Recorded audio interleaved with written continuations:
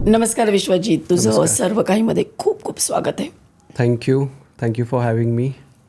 वयाच्या 16व्या वर्षीपासून तू international tennis खेळायला लागलास हो, आणि 18व्या वर्षी पहिली इंटरनॅशनल मॅच जिंकलास बरोबर पॅरिसमध्ये, बरोबर? बरोबर.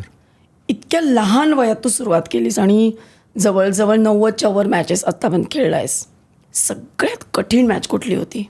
मी 2 मॅचेस कन्सिडर करतो आणि आत्तापर्यंत मी त्यांनाच कन्सिडर करेन, कारण पहिली तर मी ज्युनियर्स खेळलेलो 16-17चा असताना. कुठे खेळलास ती? कझाकिस्तानला होते. पहिली तर पहिल्यांदा इंटरनॅशनल टूर होती, त्यामुळे मी भरपूर गोष्टींचं प्लॅनिंग व्यवस्थित नव्हतं करत. आणि त्या मॅचमध्ये मला वाटतं मी 3-1 अप असताना मी अँकल ट्विस्ट केलेला. सो तिथून ती मॅच मला गिवअप करायची नव्हती आणि मला कंटिन्यू करायची होती. रिझल्ट कुठल्याही फेवरला जाणार होता, बट तो 4-6 0-6 असं काहीतरी झालेलं. सो बट त्या मॅचमध्ये माझे सगळ्यात टफेस्ट होती, कारण लेग सपोर्ट नव्हता करत. मेंटली मी दुसऱ्या साईडला होतो आणि मी स्वतःला सांगत होतो की मी काय चुकलं, कारण की आपण एवढी मेहनत करतो त्या इंटरनॅशनल लेवलपर्यंत जायला आणि तिथून आपल्याला काहीतरी अशी एक इन्सिडन्स होतात जिथे आपल्या हातात नाही आहेत त्या गोष्टी. सो ती एक मॅच होती. दुसरी होती जी पॅरिसला जिंकलो, ती मी टफेस्ट कन्सिडर करेन. त्यानंतर मी भरपूर जिंकलो, भरपूर खेळलो. त्याच्या आधी मी स्लिप डिस्कमधून जस्ट रिकवर झालेलो आणि त्या इंजरीमध्ये एक थॉट होता की मी येईन परत, नाही येणार, कारण की काही फिजिओज म्हणतात वॉक नाही करू शकत आहे, लिफ्ट नाही करू शकत आहे. आणि डिस्क हा असा एक एलिमेंट आहे जो सगळ्या गेमसाठी इम्पॉर्टंट होता माझ्या. सो तिथून ती मॅच, ती अख्खी टुर्नामेंट किंवा ती अख्खी टूर माझ्या डोक्यात होती की मला स्वतःला काहीतरी प्रूफ करणं इम्पॉर्टंट आहे. सो त्या 2 टुर्नामेंट्सना मी मेंटली मला खूप जास्त चॅलेंज होतं. अदरवाईज बाकी कुठल्या मॅचना मी कन्सिडर नाही करणार. खेळ चालू असताना तुझ्या मनात काय चालू असतं? मी हा थॉट स्वतःला खूप वेळा विचारला आहे की नक्की मी कुठला विचार करत असेल.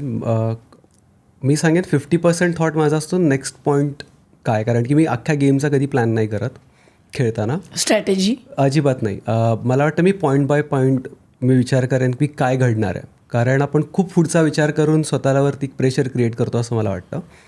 सो बेटर आहे की मी आत्ता नेक्स्ट पॉईंटला काय करणार आहे, तर मी त्यावरती विचार करेन. म्हणजे आता इवन नॉर्मल प्लॅनिंगमध्ये पण असतं ना की मी महिन्यानंतर काय करणार आहे ह्यापेक्षा उद्या काय करतो ना ह्याच्यावरती मी जास्त फोकस करेन.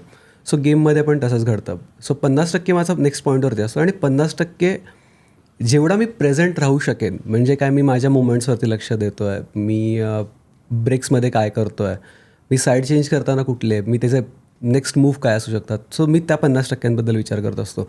अपार्ट फ्रॉम दॅट मला नाही वाटत माझ्या डोक्यात काही दुसरा विचार चालू असेल मॅचमध्ये. पण मग मॅच जिंकण्यासाठी काय लागतं? म्हणजे असं झालं आहे का की जिंकता जिंकता हरलास किंवा हरता हरता जिंकलास? सो भरपूर वेळा घडलं आहे असं, म्हणजे मॅचेसच्यामध्ये सुद्धा, की आता मॅच पॉईंट आहे आणि तिथून मॅच हरताना घटना घडल्यात. पण तेच आहे की तो टेक्निकली प्रॉब्लेम नाही आला आहे, बट जेवढे काही वेदर चेंजेस आहेत, म्हणजे आता इंडियन सॉईलमध्ये खेळणं आणि युरोपियनमध्ये एक वेगळं असतं. सो त्यात बॉडी लवकर ॲडजस्ट नाही करत. सो खूप वेळा होतं की शोल्डरने कॅच केला आहे, परत क्रॅम्प्स भरपूर आले आहेत. सो त्या इश्यूजमध्ये भरपूर वेळा घडलं आहे. आणि असं कधी झालं आहे का की प्रेशर आलं आहे, मग ते कसं हँडल करतोस तू?